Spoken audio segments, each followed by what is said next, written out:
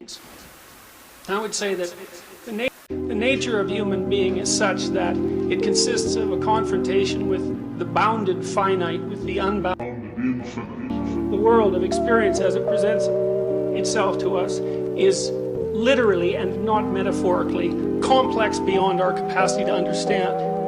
And that means that people deal in a real sense on an ongoing basis with the infinite. That fact is the reason why religious experience is essentially endemic to mankind. It's a human universal, and it's not because people believe. It's because human existence as such consists of a confrontation between the finite and the infinite. The finite and the infinite. The finite and the infinite. And religious systems merely take that into account.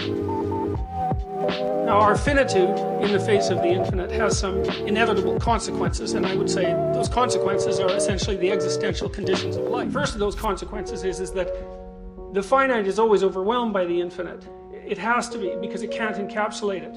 And so what that means is that suffering is central to the nature of human existence.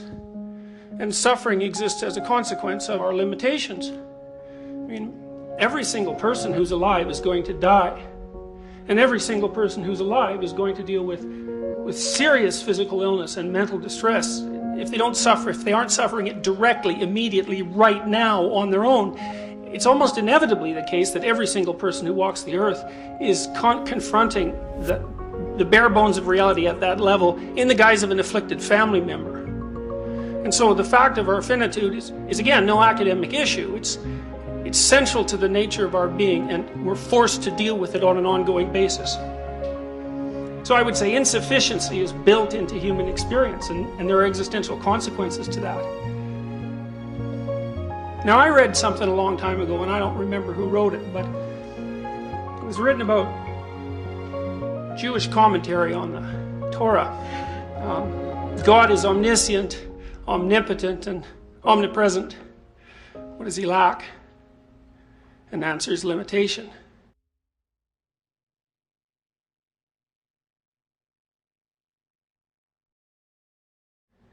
And that's a riddle and an answer of unparalleled brilliance as far as I'm concerned, because I think it speaks deeply to something about the central nature of existence itself, and that is that without limitation there's no being.